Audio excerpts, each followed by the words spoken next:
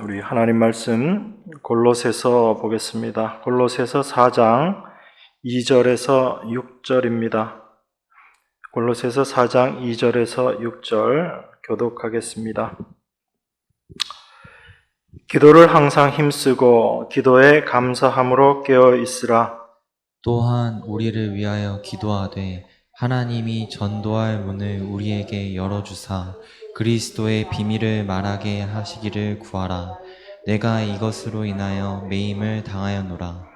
그리하면 내가 마땅히 할 말로써 이 비밀을 나타내리라. 외인을 향하여서는 지혜로 행하여 세월을 아끼라. 같이 읽겠습니다. 너희 말을 항상 은혜 가운데서 소금으로 고르게 함같이 하라.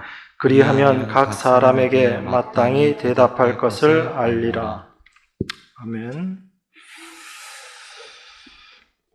저희가 이제 한 번만 더 하면 골로새서도 마치게 될 것 같습니다. 이렇게 길지 않은 내용이었기 때문에 우리가 그 말씀의 의미를 늘 좀 생각하시면서 특별히 골로새서가 다른 성경 말씀과 어떤 면에서 다르고 또 무엇을 중심으로 말씀을 기록하고 있는가라는 것을 여러분들이 좀 기억하셨으면 좋겠습니다.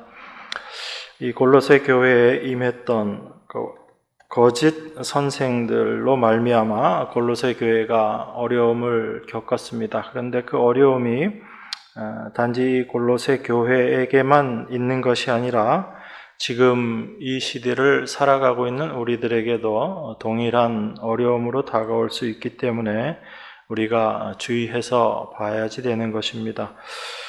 골로새 교회의 이야기로 끝나는 것이 아니고 지금 바로 우리들의 이야기다라는 것을 여러분들이 꼭 기억하셔야지 됩니다. 우리가 하나님 백성으로 이 세상을 살아간다라고 할 때 분명히 그 삶은 다른 것이 있습니다. 하나님을 믿지 않는 사람들과 믿는 사람들의 삶의 모습은 다를 수밖에 없습니다. 그것은 우리가 모두 인정하고 알고 있는 내용입니다.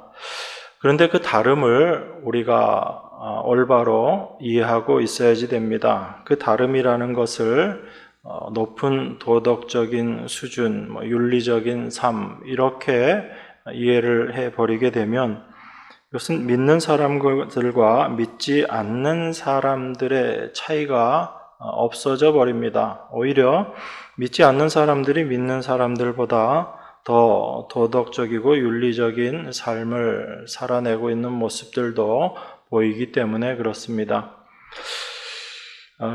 우리가 그런 이야기들을 하면서 그렇지만 똑같은 도덕적인 삶이라 할지라도 그 질이 틀리다라고 그렇게 이야기할 수도 있습니다. 물론 성도에게서 나타나는 윤리 도덕적인 삶은 분명히 세상 사람들이 행하고 있는 윤리 도덕적인 삶과는 겉으로는 똑같을지 몰라도 내면에선 분명 차이가 있습니다. 그런데 그 차이를 가지고 다르다. 그리고 우리가 그런 윤리 도덕적인 삶을 우리 신앙의 어떤 목표로 생각하고 그것을 통해서 우리가 하나님을 전한다, 증거한다라고 생각하게 되면 그것이 좀 무리가 될 수 있다라는 것입니다. 왜 그러냐면 세상은 그것을 이해하지 못하기 때문에 그렇다라는 것입니다. 그런 의미에서 우리가 성경을 통해서 확인할 수 있는 성도의 삶이라는 것을 우리가 좀 생각해 봐야지 됩니다. 분명히 하나님의 백성들의 삶은 이 세상 사람들의 삶과는 다르기 때문에 그 차이가 있고 고유한 성도로서의 삶이 있습니다. 성도로서의 고유한 삶이 있다라는 것은 이 세상 사람들에게는 없는 어떤 것이 있다라는 거죠. 그것이 성도냐 성도가 아니냐라는 것을 구별할 수 있는 기준이 될 수 있다라고 그렇게 생각할 수 있습니다. 그런데 이 또한 세상 사람들의 눈에서 구별되어지는 것인가 하면 그렇지 않다라는 것을 우리가 먼저 인정해야지 됩니다. 그러다 보니까 많은 교회들이 그 세상과 다름을 드러내려고 하고 그 다름을 드러내려는 것을 어떤 윤리나 도덕적인 그런 삶으로 또 외적인 행함으로 구별을 하려고 하다 보니까 좀 무리하게 생각하는 것이 아닌가 그런 느낌이 있습니다. 이 성도에게 있어서의 고유한 삶이라는 것은 인간의 힘으로 만들어내는 것이 아니다라는 것입니다.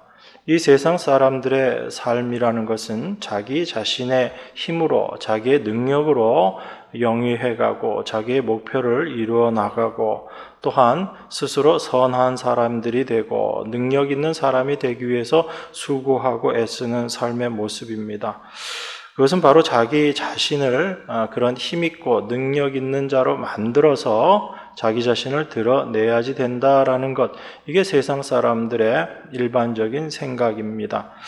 그런데 하나님의 백성들에게는 그러한 모습이 존재하지 않아야지 된다라는 겁니다. 하나님의 백성들은 말 그대로 하나님의 사람이에요.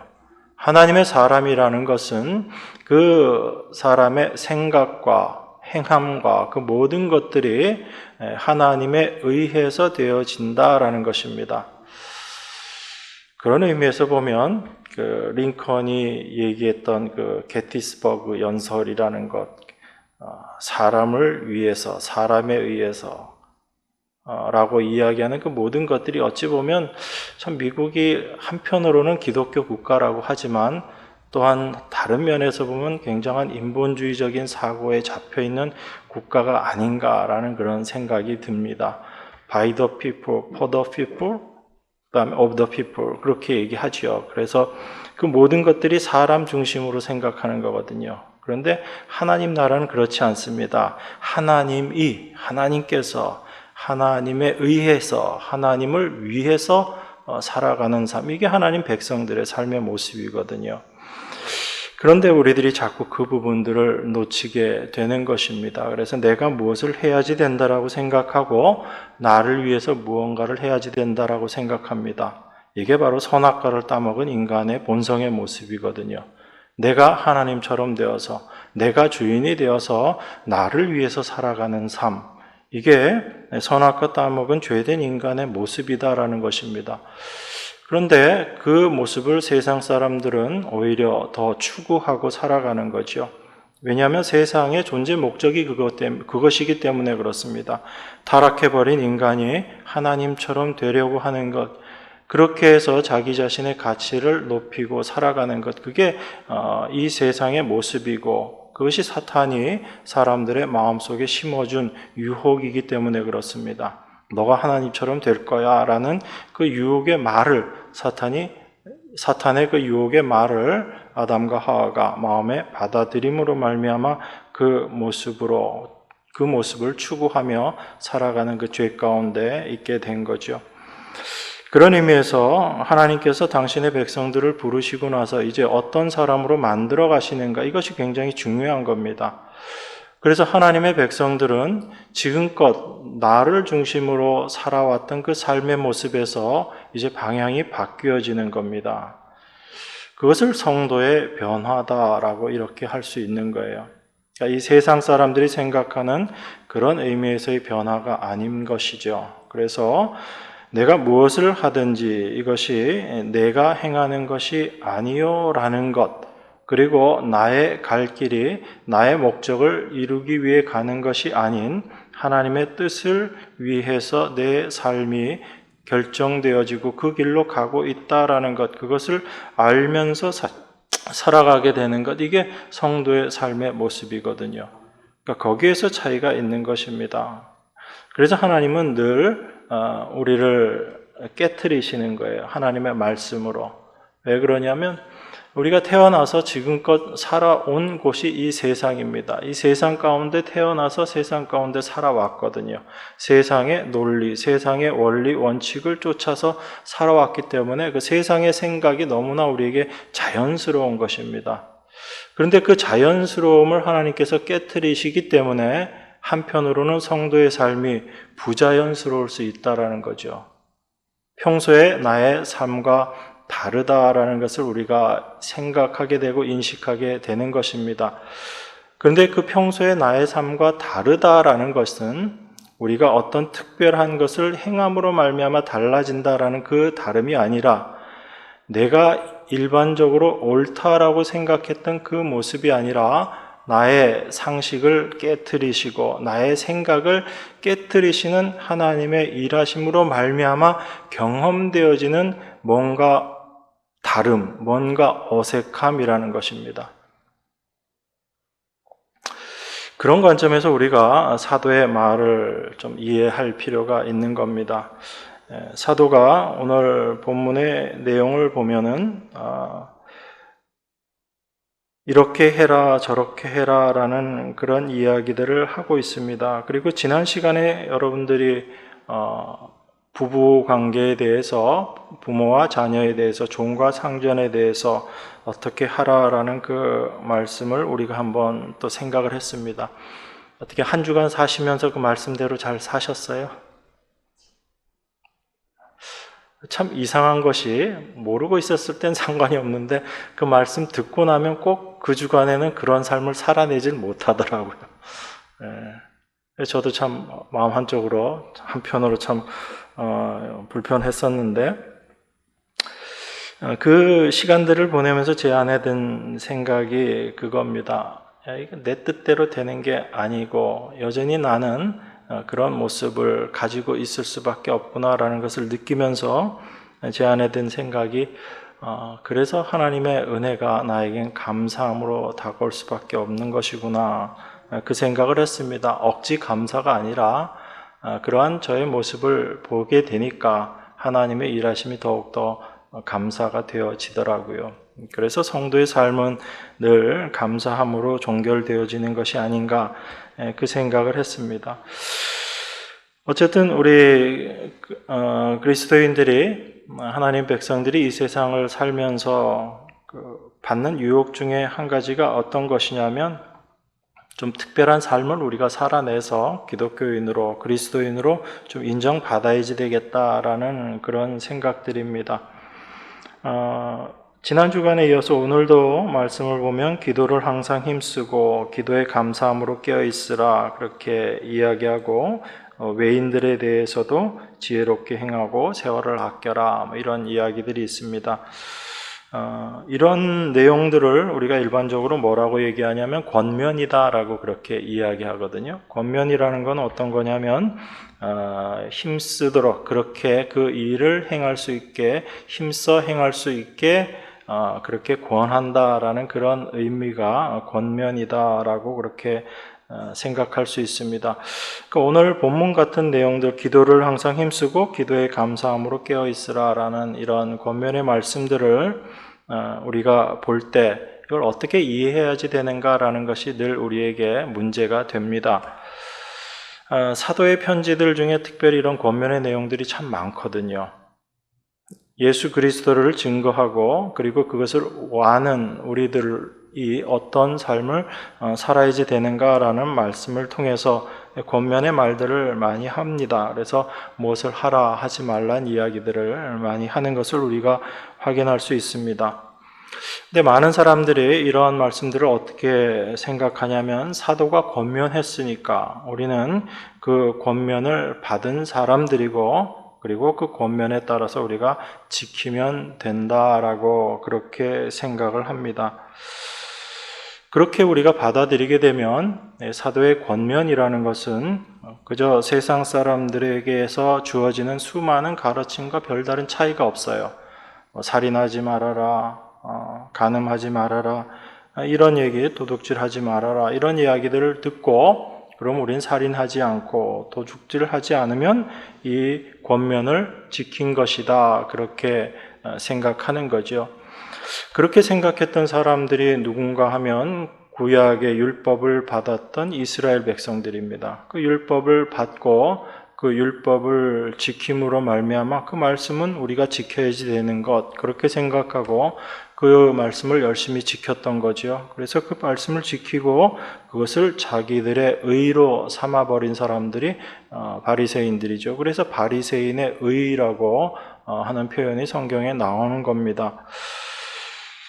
그럼 그들이 실패했다는 것을 예수님의 말씀을 통해서 우리는 확인했어요. 그것이 아니다라는 것을 확인했습니다. 그런데 여전히 우리에게 사도는 권면의 말씀을 주고 있다라는 거예요. 그럼 그걸 우리가 어떻게 이해해야지 되는가라는 것이 오늘 말씀을 이해하는 하나의 좀 키가 될 수 있습니다. 여러분, 그 골로새서 다음 장이 데살로니가 전서인데요. 데살로니가 전서 2장 한번 보겠습니다. 데살로니가 전서 2장 3절에서 5절입니다. 제가 봉독하겠습니다. 우리의 권면은 간사에서나 부정에서 난 것도 아니요 괴계에 있는 것도 아니라 오직 하나님의 옳게 여기심을 입어 복음 전할 부탁을 받았으니 우리가 이와 같이 말함은 사람을 기쁘게 하려 함이 아니요 오직 우리 마음을 감찰하시는 하나님을 기쁘시게 하려 함이라. 너희도 알거니와 우리가 아무 때에도 아첨의 말이나 탐심의 탈을 쓰지 아니한 것을 하나님이 증거하시느니라. 이렇게 이야기합니다. 사도가 권면에 대해서 이야기를 하는데 이 권면이 우리에게서 나온 것 아니다, 인간에게서 나온 것 아니다라고 그렇게 이야기합니다. 4절에 보니까 하나님의 옳게 여기심을 입어 복음 전할 부탁을 받았으니 이렇게 이야기합니다. 그러니까 이 권면이라는 것은 사람에게서 나온 것이 아니라 하나님께로부터 나온 것, 이게 권면이다라는 이야기죠. 그런데 이 권면이 인간에게서 나오지 않았다, 이 하나님께서 말미암은 것이다, 이걸 증거하고 계신다라는 것입니다. 그런데 이 증거, 이것이 어떤 모습으로 나타나게 되는가 하면 2장 13절에 보면, 데살로니가전서 2장 13절입니다. 이러므로 우리가 하나님께 쉬지 않고 감사함은 너희가 우리에게 들은 바 하나님의 말씀을 받을 때에 사람의 말로 아니하고 하나님의 말씀으로 받음이니 진실로 그러하다. 이 말씀이 또한 너희 믿는 자 속에서 역사하느니라. 참 귀한 말씀이에요. 제가 이 말씀을 보면서 우리가 놓치고 있었던 그 귀한 말씀의 역할들을, 말씀의 능력을 생각하게 됐습니다. 여러분, 우리가 하나님께 쉬지 않고 감사하는 것, 이 모든 것, 우리가 들은 것을 너희들에게 전할 때, 우리가 들은 바 하나님의 말씀을 너희들에게 전할 때, 그 말씀을 받는 사람들이 우리의 이 말을 사람의 말로 받지 않는다라고 그렇게 이야기합니다. 뭐라고 이야기하냐면 하나님의 말씀을 받을 때 사람의 말로 아니하고 하나님의 말씀으로 받는다라고 그렇게 이야기합니다. 그러니까 사도가 하나님의 말씀을 받고 그 말씀을 전했는데 그 말씀을 듣는 사람들이 그걸 사도 개인의 말, 사람의 말로 받지 않고 하나님의 말씀으로 받더라라는 거예요. 그런데 그것이 사도의 어떤 능력이나 사도의 잘남으로 되어진 일인가 하면 그렇지 않다라는 것을 사도가 지금 증거하고 있는 겁니다. 그 말씀이 뭐냐면 이 말씀이 또한 너희 믿는 자 속에서 역사하느니라 라고 그렇게 이야기합니다. 그러니까 그 말씀이 주어졌을 때, 그 말씀이 전해졌을 때 그 말씀을 사람의 말로 받지 않고 하나님의 말씀으로 받게 되는 것은 그 말씀을 전한 사람의 어떠함이 아니라 바로 전해진 그 말씀이 그 일들을 해내더라라는 이야기예요. 이것이 하나님께서 당신의 백성들에게 준 큰 은혜요, 능력인 겁니다. 우리가 그것을 알아야지 돼요. 하나님의 말씀이 우리와 함께 한다라는 것은 하나님이 우리와 함께 하신다는 이야기예요. 이게 말씀의 능력이거든요. 그래서 말씀이신 하나님께서 이 땅에 오신 분, 육신으로 오신 분이 바로 예수 그리스도이십니다. 그래서 그리스도가 우리와 함께 계시다라는 얘기는 하나님이 우리와 함께 계시다, 하나님의 말씀이 함께 계시다라는 것이거든요. 그런데 그 말씀이라는 그 하나님의 말씀이라는 것은 단순히 우리가 생각하는 그런 차원의 말이 아닌 겁니다. 그 말은 그 말씀 자체가 능력인 거예요. 그래서 말씀이 육신이 되어 오셨다라는 그 의미 속에는 그 말씀 자체가 바로 인격이신 하나님이시다라는 것을 우리에게 간접적으로 이야기하고 있는 것입니다. 그 말씀은 말씀을 선포한 그대로 이루어내세요. 그게 말씀의 능력이에요. 창세기 처음에 보면 태초에 말씀이 계시니라 라고 이야기하고 빛이 있으라 했을 때 어떤 일이 벌어져요? 빛이 생겨나는 거거든요. 그게 말씀의 능력이에요. 그래서 우리는 그 말씀을, 하나님의 말씀을 생각할 때 이 말씀을 우리가 이루어내는 것이 아니라 하나님께서 하신 말씀은 하나님께서 이루어내신다라는 것을 먼저 믿어야지 돼요.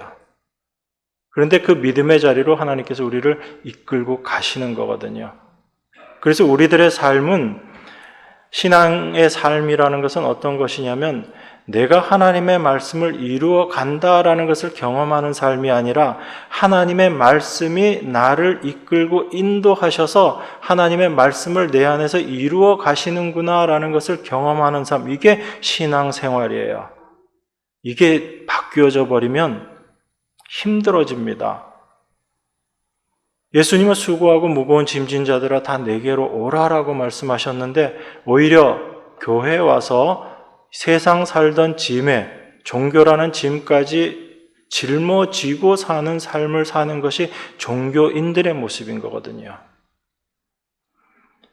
오히려 주님의 말씀 앞에서 우리가 세상 짐에 눌려 지내던 그 세상의 짐이라는 것이 아무것도 아니고 그것은 다 없어질 것들이고 헛개비와 같은 것임을 알게 되고 참된 우리의 짐이 무엇이었는가를 알게 될 때 그 세상의 짐이 무거웠던 것은 바로 우리가 죄라는 것 속에, 죄짐에 갇혀 있었기 때문에 세상의 짐이 무거울 수밖에 없었던 거거든요. 그 죄라는 것이 바로 내가 하나님처럼 되어서 내가 이 세상에 내 자신을 드러내고 살아야지 되기 때문에 우리가 지게 되는 짐인 거예요. 여러분, 세상에서의 짐이라는 것, 그 근본을 한번 생각해 보십시오. 다 나라는 존재로 인해서 생겨나는 짐들인 것이거든요. 그런데 그러한 나라는 존재에서 벗어나게 되면 내가 내 스스로가 하나님처럼 되려고 하는 그 마음에서 벗어나게 될 때 세상의 모든 것들은 나에게 이제 아무런 짐으로 다가오지 않게 되는 겁니다. 그게 예수님께서 말씀하신 짐을 벗게 된다라는 말씀이거든요. 그래서 단순히 죄사함을 받아서 우리가 세상 짐을 벗었다라는 그렇게 표현도 하기도 하지만 그 본질적인 내용의 의미는 내 죄가 무엇인지를 올바로 알게 되고 그 죄에서 나는 이제 해방된 존재다라는 것을 깨닫게 될 때 세상의 그 모든 짐들이 내려지게 되는 거죠.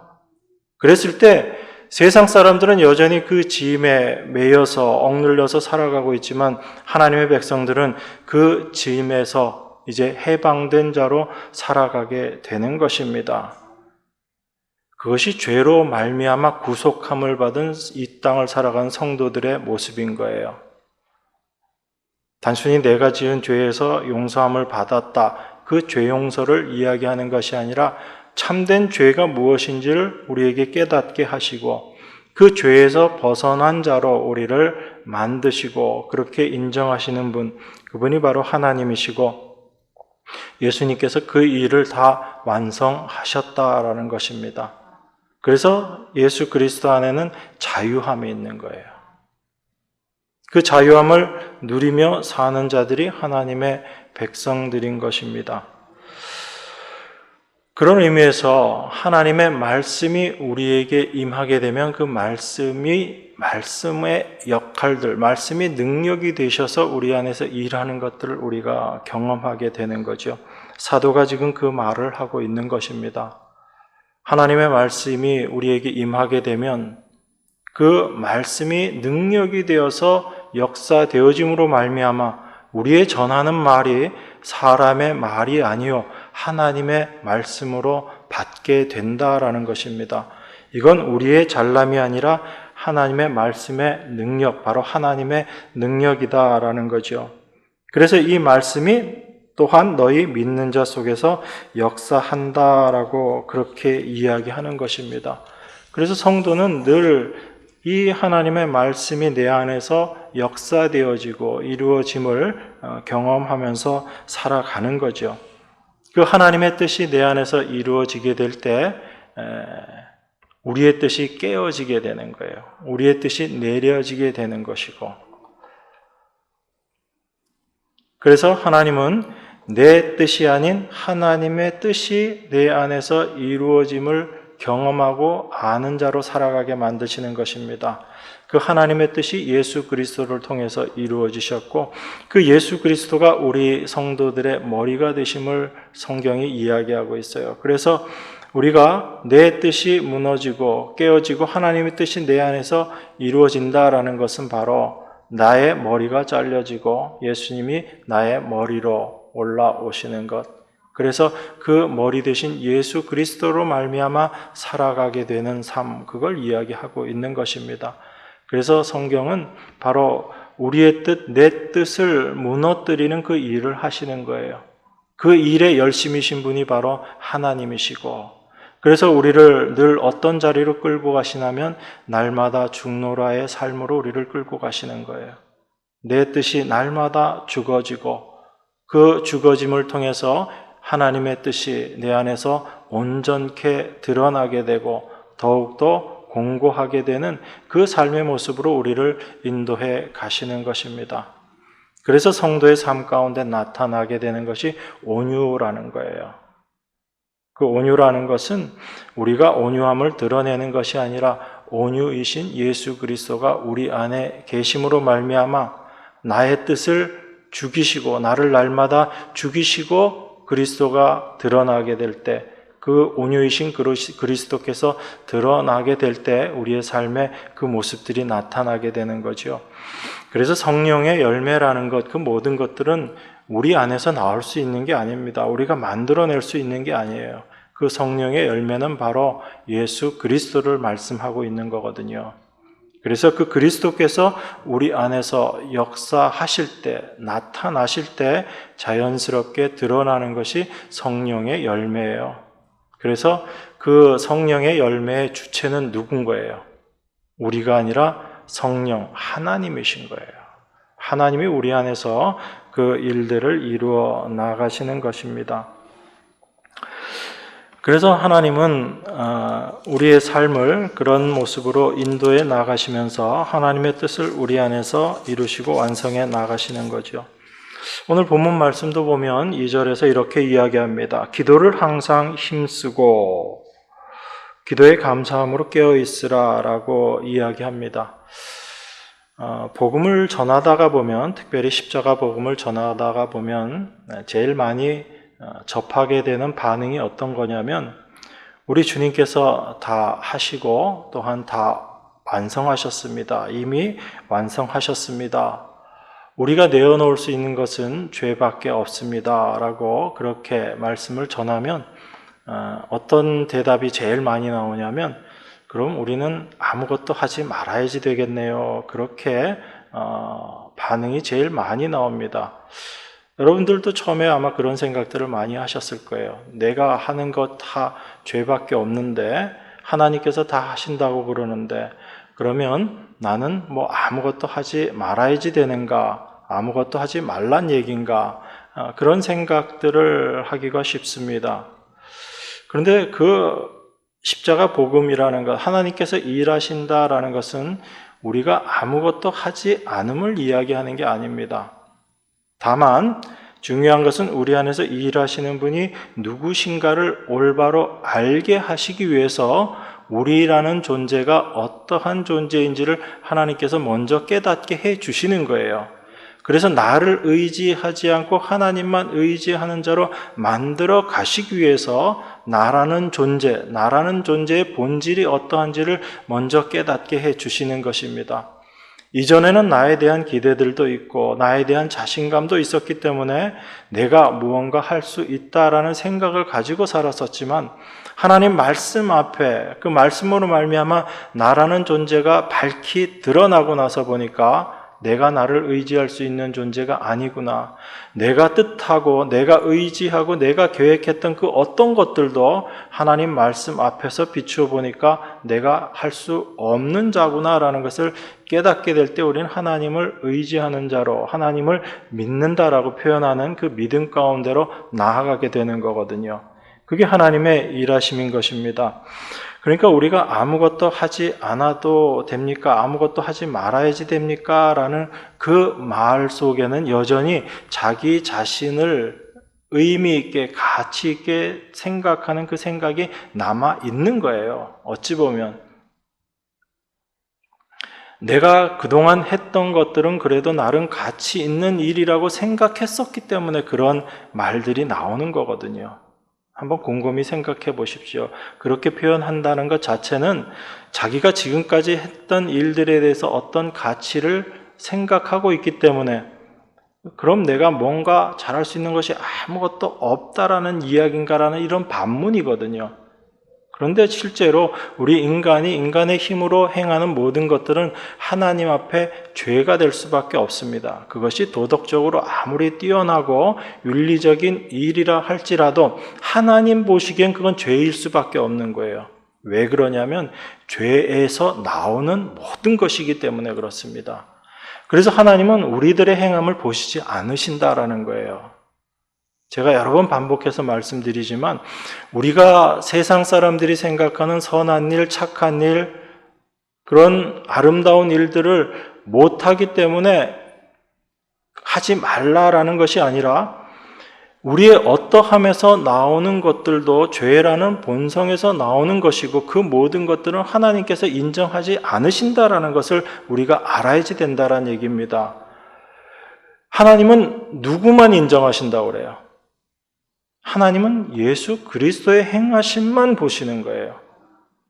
그 주님의 행하심만이 하나님께 기쁨이 되는 겁니다. 그래서 하나님께서 그 주님의 일하심을 보시고 흡족해 하시는 거예요. 만족해 하시는 것입니다. 그게 하나님께 참된 기쁨이 되는 것이거든요.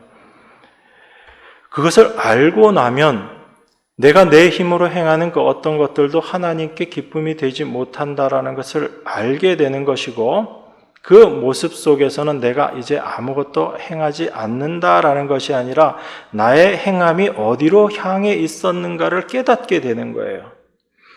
사도가 지금 기도를 항상 힘쓰라라고 이야기했는데 그러면 우리가 행하는 거 죄밖에 없으니까 기도하지 말라는 이야기인가? 기도도 하지 말아야지 이 얘기가 아닌 거예요. 우린 기도해야지 됩니다. 그런데 그 기도를 통해서 무엇을 확인해야지 되는 것이냐면 여전히 기도를 통해서 내 자신의 욕심을 추구하고 그 기도를 통한 탐심을 여러분들이 발견할 수 있으셔야지 된다라는 겁니다. 그걸 통해서 나의 기도가 하나님 앞에 어떤 것인지를 깨닫게 되고 그러한 나를 구원하여 주신 그런 은혜를 우리가 올바로 알게 됨으로 말미암아 나에게 그리스도가 참 기쁨이 되고 그 기쁨으로 말미암은 감사의 기도가 우리에게서 나오게 되는 거죠. 이게 사도가 원하고 있는 우리에게 말하고 있는 기도에 힘쓰라라는 그 말씀의 의미인 것입니다. 그래서 참된 기도는 우리를 어떤 위치로 끌고 가냐면 감사의 자리로 끌고 가는 거예요. 그래서 그 기쁨으로 기도하고 그 감사함이 있는 그 기도, 그것이 깨어있는 기도다라는 것을 사도가 지금 우리에게 이야기하고 있는 겁니다. 여러분, 사도가 얼마나 힘써서 기도했는지 우리가 이미 확인했잖아요. 골로새서 1장에 보면 사도가 그렇게 기도하는 내용이 나옵니다. 1장 9절입니다. 이로써 우리도 듣던 날부터 너희를 위하여 기도하기를 그치지 아니하고 구하노니 너희로 하여금 모든 신령한 지혜와 총명에 하나님의 뜻을 아는 것으로 채우게 하시고 주께 합당히 행하여 범사에 기쁘시게 하고 그렇게 이야기합니다. 사도가 이 골로새 교회 성도들에 대해서 이야기들을 듣고 그들을 위해서 기도하기를 그치지 않았다라고 그렇게 이야기합니다.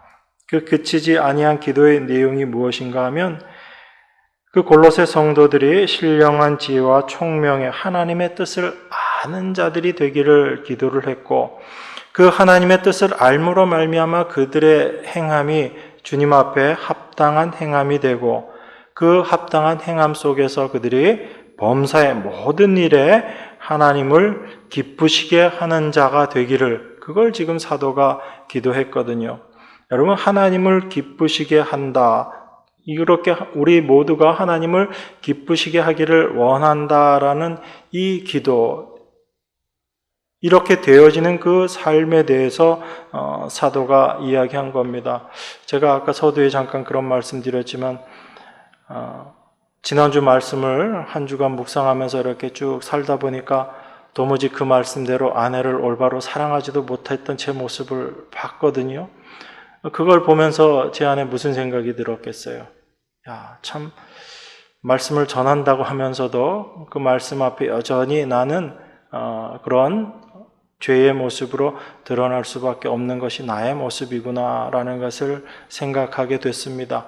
그러면서 이런 나를 구원하여 주신 하나님의 은혜를 다시금 묵상하게 됐거든요. 그 묵상이 하나님 앞에 감사함으로 저에게 다가왔습니다. 여러분, 이게 하나님을 기쁘시게 하는 거예요. 우리가 뭘 다른 걸해서 하나님을 기쁘시게 하는 것이 아니라 나를 구원하여 주신 하나님의 은혜가 무엇인지를 더욱더 깊이 알아가게 될 때 자연스럽게 우리 안에서 나오는 것이 하나님께 대한 감사거든요. 그것이 바로 하나님의 뜻을 아는 자로서의 삶의 모습인 것이고 하나님은 우리를 그 자리로 끌고 가신다라는 얘기예요. 이게 하나님을 기쁘시게 하는 것입니다. 그래서 신령한 지혜와 총명으로 하나님의 뜻을 알게 될 때 우리의 행함이, 우리의 범사의 행함이 하나님께 기쁘시게 된다라는 것. 이걸 위해서 사도가 그렇게 기도했다라는 것입니다. 이게 사도가 힘써 기도했던 내용이에요. 그리고 이어서 이렇게 이야기합니다. 하나님을 아는 것에 모든 선한 일에 열매를 맺게 하시며 하나님을 아는 것에 자라게 하시고 그 영광의 힘을 쫓아 모든 능력으로 능하게 하시며 기쁨으로 모든 견딤과 오래 참음에 이르게 하시고 우리로 하여금 빛 가운데서 성도의 기업의 부분을 얻기에 합당하게 하신 하나님께 감사하게 하시기를 원하노라. 이게 사도가 힘써 기도했던 내용이에요. 우리가 다 하나님께 감사하는 자가 되기를 원한다. 이게 사도가 힘써 기도했던 내용이거든요.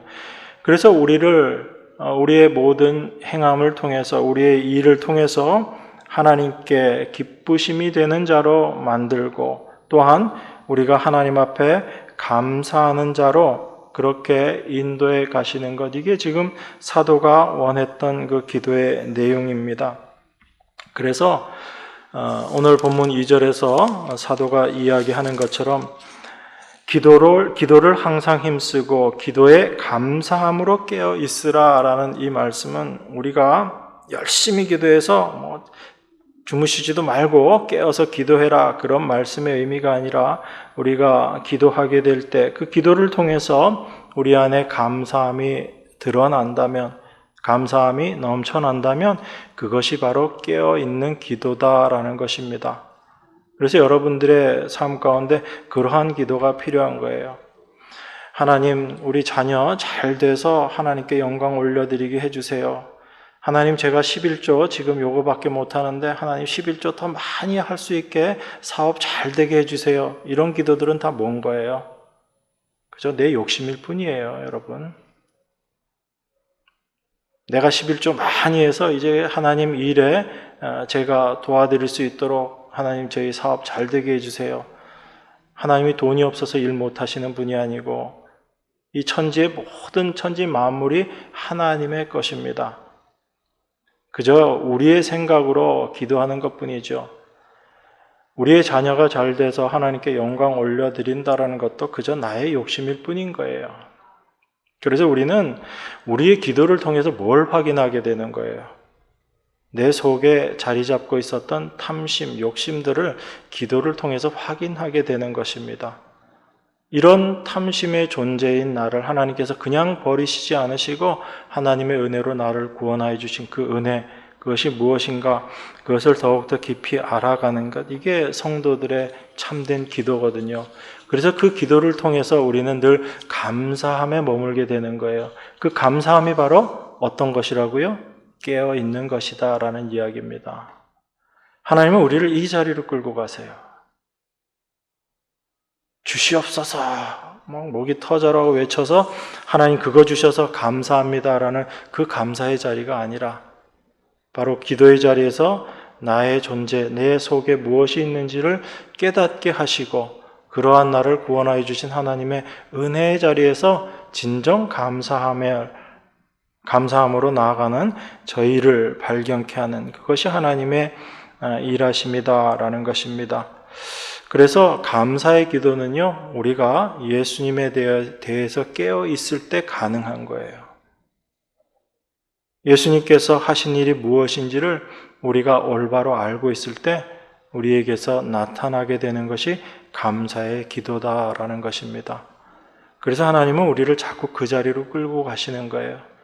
십자가라는 그 자리로 끌고 가서 하나님께서 우리를 위해서 어떤 일을 하셨는지를 알게 하시는 것입니다. 그것을 아는 자로 만들어서 하나님의 몸된 교회를 완성하시는 것, 이게 하나님의 목적인 거예요. 그러니까 기분 좀 나쁘실지 모르지만 하나님의 뜻은 여러분들 한 사람 한 사람을 구원시키는 것, 여기에 하나님의 뜻이 없어요. 없다라고 표현하기는 좀 그렇지만 그것 자체가 목적이 아니다라는 것입니다.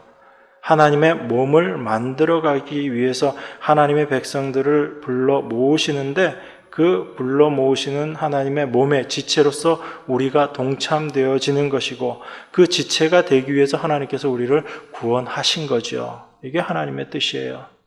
그것을 알게 될 때, 그 하나님의 뜻을 알게 될 때 이제 하나님의 백성으로 살아가게 되는 것입니다. 내 뜻이 아닌 하나님의 뜻을 생각하며 살아가는 참된 몸으로서의 하나님의 백성으로 살아가게 되는 거지요. 하나님은 그 몸된 교회를 기뻐하시는 것이다 라는 것을 여러분들이 꼭 기억하셔야지 됩니다. 자, 3절 보겠습니다. 또한 우리를 위하여 기도하되 하나님이 전도할 문을 우리에게 열어주사 그리스도의 비밀을 말하게 하시기를 구하라. 내가 이것을 인하여 매임을 당하였노라. 그리하면 내가 마땅히 할 말로써 이 비밀을 나타내리라. 이렇게 이야기합니다. 사도가 골로새 교회에 자신을 위해서 기도해 달라고 합니다. 여러분, 골로새서는 사도가 어떤 상황에서 쓴 서신인지 아시죠? 옥중 서신이라고 이야기합니다. 그래서 빌레몬서, 에베소서, 그 다음에 여기 골로새서, 빌립보서 이렇게 이걸 다 옥중 서신이라 동일한 로마의 감옥에 있을 때 사도가 쓴 서신입니다. 여러분들이 감옥에 있으시면 어떻게 기도해 달라고 하실 것 같아요? 저 좀 빠져나가게 해주세요. 이런 기도 하지 않았을까요? 아마 겉으로는 그런 기도 안 해도 다른 걸 위해서 기도해 달라 얘기해도 속마음은 여기서 빨리 벗어났으면 좋겠다, 그런 마음들 다 있을 거예요. 근데 사도는 뭐라고 기도해 달라고 하면 우리를 위해서 기도하는데 하나님이 전도할 문을 우리에게 열어주사 그리스도의 비밀을 말하게 하시기를 구하라. 내가 이것을 인하여 매임을 당했다라고 그렇게 이야기합니다. 하나님이 전도할 문 열어주셔서 그리스도의 비밀 말하게, 이걸 지금 사도가 기도해 달라고 이야기하고 있습니다. 자기 자신이 지금 옥에 갇혀 있는데도 그 모든 형편에서도 하나님을 전할 수 있는 그리스도의 비밀을 말할 수 있는 그 기회를 가질 수 있도록 기도해 달라고 이야기하는 겁니다. 여러분, 골로새서의 전체적인 내용이 어떤 거였어요? 믿음의 삶은 어떤 특별한 삶이 아니다라는 거죠. 무슨 절기를 지키고 신비한 체험을 하고 그 다음에 아주 억제하는 그런 금욕적인 삶을 통해서 믿음을 나타내는 것, 그게 아니다. 믿음에 그런 것들이 더해져야지 온전한 믿음이 되는 것이다. 그게 아니다라는 걸 사도가 지금껏 얘기했잖아요. 그런 의미에서 사도는 지금 자기가 옥에 갇혀 있으면서도 하나님의 말씀을 전하는, 그리스도의 비밀을 전하는데 아무런 지장이 없다라는 것을 이야기하고 있습니다. 거짓 사도들의 표현대로라면 사도는 지금 아무것도 할 수 없는 위치인 거예요. 그런데 사도는 지금 뭐라고 이야기하냐면, 내가 지금 옥에 갇혀 있지만 이 상황에서도 하나님께서 문을 열어주시면 내가 그리스도의 비밀을 전할 수 있게 된다라고 이야기하고 있는 거거든요. 그러니까 우리가 몸이 건강해야지, 우리가 어떤 상황이 되어야지 그리스도의 비밀을 전하는 게 아닙니다. 우리 몸이 연약해져서 병원에 누워있게 되면 아무것도 하지 못한다라고 스스로 자책할 수 있어요. 그게 아닌 겁니다. 거기에 누워있으면서도 나를 구원하여 주신 하나님의 은혜를 감사하며 그렇게 지내면 그것 자체가 그리스도의 비밀을 전하고 있는 삶의 모습이 되는 거예요. 우린 자꾸 무언가를 해야지 된다라고 생각하는 그 생각에서 벗어나지를 못하고 있는 거죠. 사도는 지금 그걸 얘기하고 있는 것이 아닙니다. 만약에 어떤 특별한 것들을 행하는 것이 참된 믿음의 모습이다라고 생각한다면 사도는 그 옥에서 빨리 벗어나게 해서 정말 제대로 일을 하게 할 수 있도록 기도해달라 이렇게 부탁했을 거예요. 그런데 사도는 그렇게 얘기하지 않습니다. 지금껏 자기 자신이 해왔던 그 일, 그걸 위해서 기도해달라는 거예요. 그게 바로 그리스도의 비밀을 전하는 거였잖아요. 사도는 옥에 갇혀서나 아니면 자유로울 때나 그저 했던 일이 그리스도의 비밀을 전하는 것, 그거 하나였어요.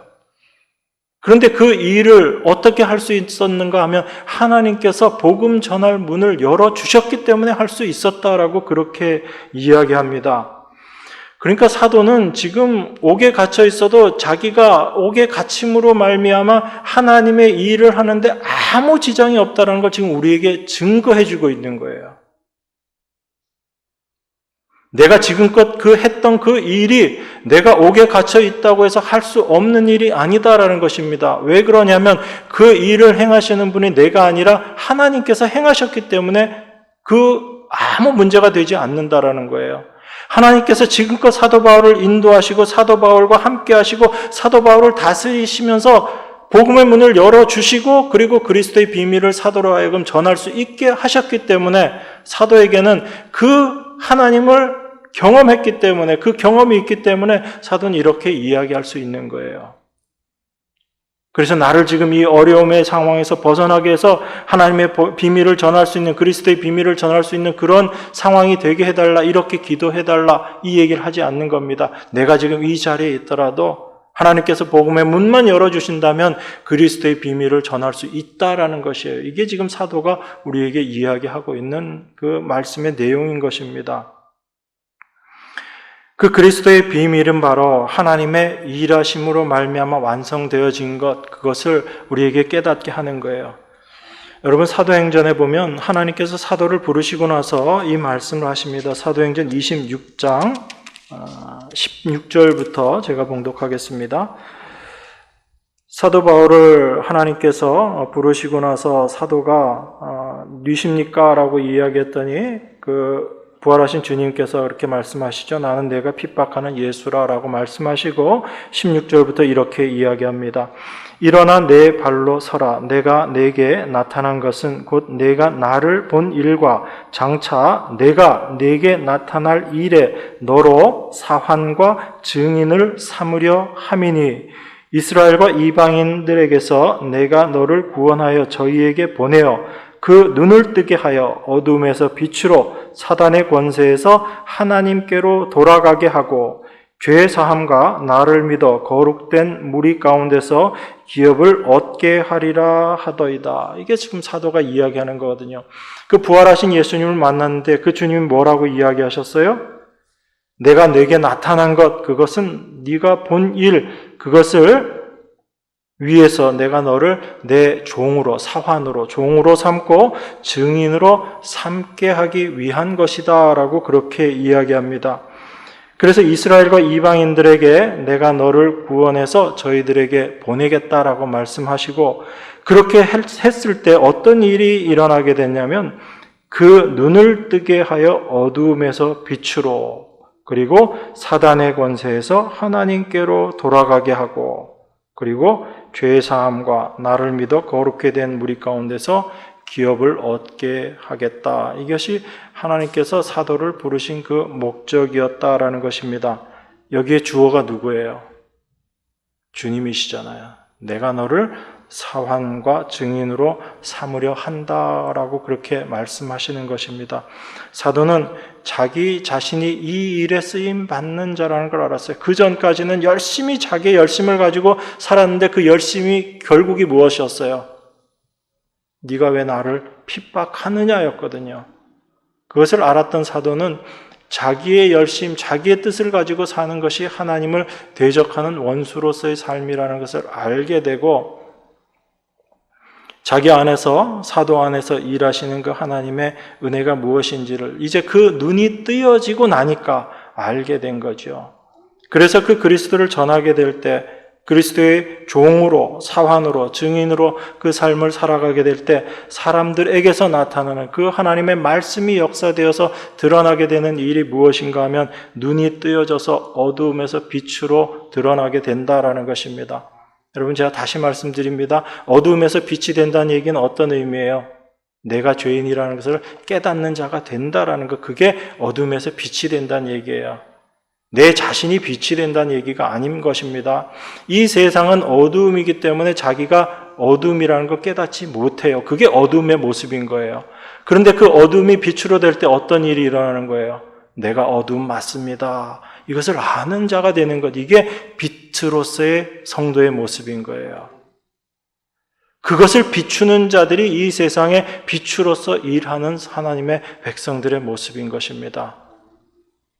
그래서 성도의 삶은 세상에서 고난일 수밖에 없는 거예요. 세상은 다 자기를 빛이라고 생각하는데 너희는 어둠이야 라고 외치니까 세상은 그 성도의 말, 하나님 백성들의 말을 부정하고 핍박할 수밖에 없는 거죠. 그 일이 예수 그리스도에게서 이루어진 일이고 그리스도의 삶을 통해서 우리에게 보여주는 일인 것입니다. 그래서 사도가 이 일을 통해서 자기 자신의 종됨을 확인하게 되고 그리스도께서 어떻게 우리 안에서 일하시는가 이것을 알기 때문에 우리 애들에게 기도를 이야기하고 골로새 교회에 기도의 부탁을 하게 될 때 내가 담대히 그리스도의 비밀을 말할 수 있도록 전도의 문을 열어주시기를 위해서 기도해 달라라고 이야기하는 것입니다. 내 힘, 내 뜻이 아닌 바로 하나님의 뜻으로 그 모든 일들이 되어질 때 그리하면 내가 마땅히 할 말로서 이 비밀을 나타낼 것이다 라고 그렇게 이야기하고 있는 것입니다. 마지막으로 외인을 향하여서는 지혜로 행하여 세월을 아끼라. 너희 말을 항상 은혜 가운데서 소금으로 고르게 함같이 하라. 그리하면 각 사람에게 마땅히 대답할 것을 알리라. 그렇게 이야기합니다. 외인들을 향해서 지혜로 행하고 세월을 아끼라고 이야기하고 너희 말을 은혜 가운데 소금을 고르게 함같이, 이 고르게 한다라는 것은 소금이 맛을 내는 것처럼 그렇게 맛을 내게 행하라라는 그 뜻입니다. 이 말씀은 어떤 외인들, 믿지 않는 사람들에게 특별한 어떤 도덕적인 삶을 행해서 그 사람들에게 그리스도를 드러내라라는 것이 아니라 너희 말을 항상 은혜 가운데서라고 이야기합니다. 우리가 받은 은혜가 무엇인지를 올바로 그들이 깨달을 수 있도록 전하라라는 이야기죠. 소금이 고르게 하는 것처럼, 소금이 그 맛을 내는 것처럼 은혜가 무엇인지를 그들에게 올바로 전해달라라는 이야기입니다. 어떤 굉장한 그 행함을 드러내서 그들을 교회로 끌어모으라는 얘기가 아니라 예수 그리스도의 은혜를 올바로 전함으로 말미암아 소금이 그 맛을 내는 것처럼 그들이 그리스도의 은혜를 깨달아 갈 수 있도록 그렇게 지혜롭게 행해서 세월을 아끼라는 얘기예요. 그게 그리스도께서 말씀하시는 지혜의 의미인 것입니다. 그래서 이 말씀들을 통해서 우리가 확인하게 되는 것이 무엇인가 하면 사도는 우리에게 믿음이라는 것은 어떤 특별한 모습으로 살아가는 삶을 이야기하는 게 아니다라는 것입니다. 부모와 자식 간에, 부부 간에, 그리고 이 사회를 살아가는 사회 구성원으로서의 삶 속에서의 일상적인 삶을 통해서 하나님의 은혜가 무엇인지를 증거하고 우리 자신에게 임한 하나님의 은혜가 무엇인지를 고백하는 그 삶을 드러냄으로 말미암아 하나님께서 그 말씀 속에서 하나님께서 일하시고 역사하게 됨을 믿고 하나님만을 의지하면서 살아가는 그 삶, 이것이 바로 참된 믿음 가운데 있는 성도들의 삶이다라는 것입니다. 그래서 성도들의 삶에는 딱 하나만 있으면 돼요. 믿음만 있으면 됩니다. 믿음으로 충분해요. 거기에 자꾸 여러분 뭔가 더 하려고 하지 마세요. 우린 늘 그런 유혹에 붙잡히거든요. 뭔가 내가 이 믿음이 있는데 여기다가 뭔가 하나 더 하면 더 좋아지지 않을까 그런 생각을 합니다. 제가 그거 잘 표현은 안 하는데 속으로 그런 생각 많이 해요. 그거 기왕이면 다홍치마 믿음이다 그 생각을 많이 합니다. 우리가 그런 생각 많이 하잖아요. 기왕이면 보기 좋은 게 좋지 않는가 그 생각하면서 뭔가를 자꾸 하나씩 더 하려고 하는데 그거 아니다라는 얘기예요. 믿음만으로 충분합니다. 거기에 우리의 열심, 어떤 수고, 신비한 체험들 아무 필요 없는 거예요. 그건 그저 나를 드러내고 싶은 나의 욕심일 뿐이다라는 것을 알고 나를 의지하지 않는 그 자리로 나를 인도하시는 하나님의 그 인도하신 가운데 여러분의 마음이 향하셔야지 돼요. 그것이 믿음입니다. 여러분 믿음은 다른 표현으로 어떤 거예요? 의지하는 거거든요.